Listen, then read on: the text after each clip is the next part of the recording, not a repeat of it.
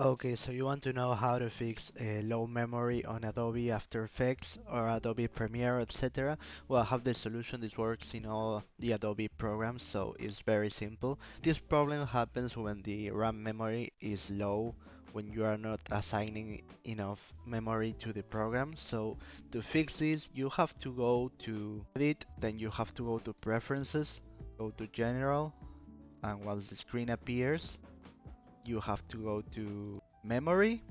You have to press this button, memory, and you have to change the RAM reserved for other applications. So if you set this at 6, depending on your RAM, for example, I have 32 memory RAM.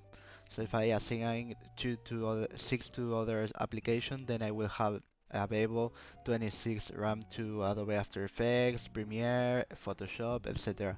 So if this tutorial was useful, please remember to subscribe, like, comment, share, click the bell, and see you in another easy way tutorial. Goodbye.